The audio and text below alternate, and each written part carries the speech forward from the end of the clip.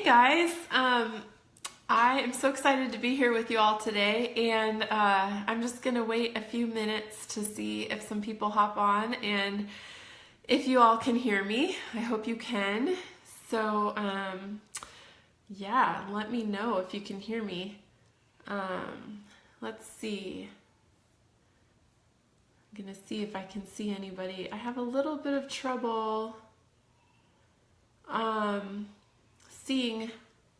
There we go. Try to see if I can see like the comments come through. I don't know how to do that. I'm never sure how to see the comments come through. Okay, well, I'll try to watch it on my computer at the same time, so maybe I can see if you guys have questions. Okay, thanks, Lisa and Courtney. All right, awesome, you guys. I will get started. My name is Chelsea, and I just got back from the NLC conference in Los Angeles. I'm coming to you live from Houston, Texas, where it's a bright sunny day and actually a little chilly outside, which is so great, so exciting. It was so cold in LA this weekend. Man, I wasn't expecting that, but it was kind of nice.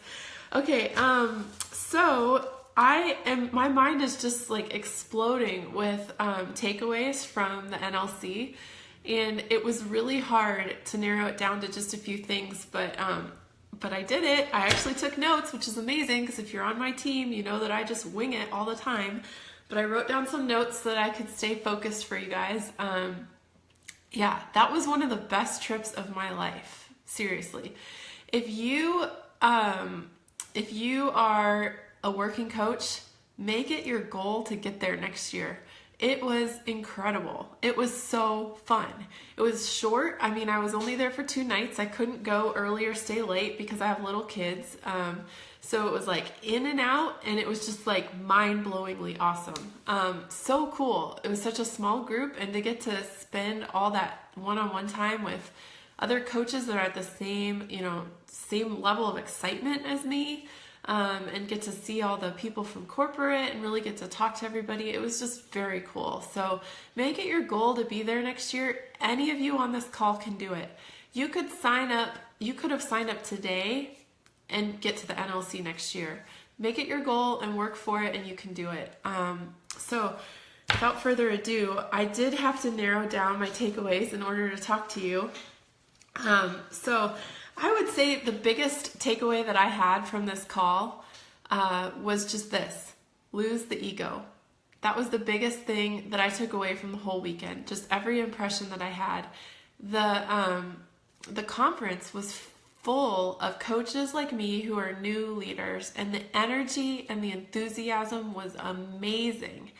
And it was so cool to be there and to not care what rank anybody was, to not care how much money anybody made or how long they'd been doing the business. There were coaches of all, I mean, for real guys, all shapes, sizes, backgrounds, from all different places across the US and Canada.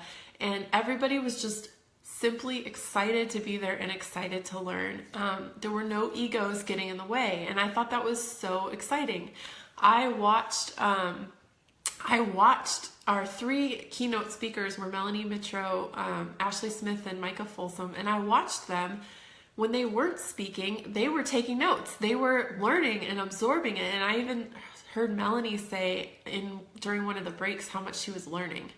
If the top coach of the entire network feels like she went to the new leader conference and learned something, then all of us need to remember that we can always learn something anywhere we go, no matter what our rank is, no matter how high we are, how much money we make. It doesn't matter. We can always learn something, and our goal is to stay in the basics and to keep things simple and to lose the ego. I mean, that's really what I got from this, how fun it was to learn and to not care about how cool you were or whatever. So exciting. Okay, so along with that, I mean, it goes hand in hand, right? Stay humble, stay vulnerable. We learned a lot over the weekend about social media posting and being vulnerable on social media. And this is something I've been really working on in my own personal business. So it was kind of cool to have this, to have this be a topic at the NLC as well. I mean, we have to stay vulnerable when we're posting, because who is going to want to join you if they don't feel like they know you? People aren't just buying from a company. They're not just buying a fitness program from a company. They're actually buying something that you are promising to them. You're promising to come alongside them and to help them and motivate them and hold them accountable and help them reach their goals. That's what they're buying. They're buying, in a sense, a relationship with you. So they have to trust you. People need to trust you. They need to feel like they know you and that they can relate to you. Being vulnerable doesn't mean that you have to share everything, okay? Sometimes things are too raw or too big, or you haven't processed them, or you just want some privacy. You don't have to share everything, but it does mean that you choose to share some things that you struggle with, that you think other people will have in common. That's basically your niche market, right? I'm a mom who struggles with depression and anxiety. I have for my whole life. Having kids totally wiped me out with that. It was just shocking to me. I felt like I had lost value. For some reason, it was like, now I have these little kids and the whole world revolves around them and I'm just a nobody. And that sent me into a depression. Beachbody played a huge part in pulling me out of that depression. So that's something that I share about frequently on social media, because I can connect with moms who feel that way. There are a lot of moms out there who struggle with depression and anxiety and feel like they don't matter anymore after they have kids. So that's something that I'm able to share about with confidence, and to know that I'm going to be connecting with women who are just like me. And when they're just like me, then I can help them more. Another thing is, I have a daughter who has sensory processing disorder. And this is something I just wanted to mention because it's a little tricky. You don't ever want to use your kids to promote your business. I don't like that at all. But I can use my experiences as her mom and how hard it is to be a mom of a kid with sensory processing disorder, because there are so many moms out there who are craving to have that kind of emotional support and connection. I actually don't post about my daughter and her issues that often, but when I do, I always get so many PMs, people saying, how did you know that your child had SPD? Mine is worrying me. Where do you go to get them diagnosed? Who do you talk to? What kind of therapies did you do?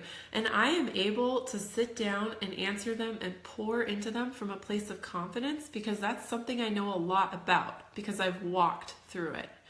So therefore the trust is there. They instantly feel like they're connected to me and they can trust me. And I'm able to develop a deeper relationship with them than just hey, we're both moms. You want to find some pain points in your life and really hone in on those in order to find your niche market. Because you can speak to the emotions that go along with those things that you've dealt with in your life. You don't want it to be all over the map. You just want to find maybe one or two big things that you've dealt with in your life that you can then speak to with confidence and share that you're on the journey too and you're struggling too, and that you understand them, and you also have something in Beachbody that can help them, because Beachbody has been huge for me in both those areas I talked about, huge for me in helping me with my depression and anxiety, huge. And it's also been huge for me in being able to give myself time to for myself so that I'm a better mom to deal with my daughter who has these issues, okay? So we have a solution. It might not be the total solution, but it's certainly going to help. Certainly going to help. And it's possible to get to know these people and to share this with them, because it's amazing. It's life-changing. Okay, so that was just one of my big takeaways, was just to be vulnerable and to be specific. You want to share your vulnerability strategically, right? Because you are trying to attract people like you.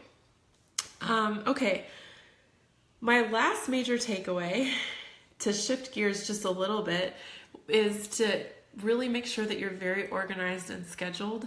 I was blown away by how Melanie Mitro just openly shared her calendar with us and how she goes about scheduling her time.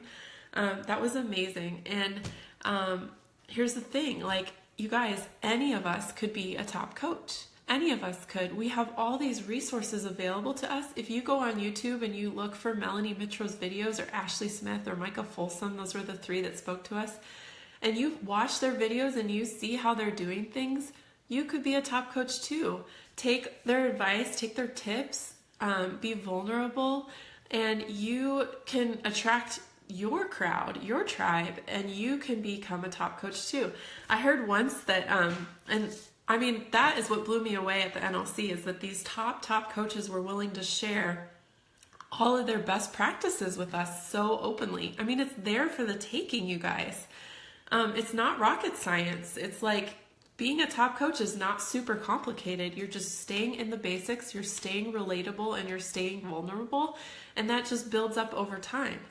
I heard once, I say this, a little bit lightheartedly, because of course we are in this business as coaches to pay it forward and to share our business and our passions with other people. But I heard somebody say once, you know why top coaches are so willing to share how they run their businesses? It's because nobody will ever do it.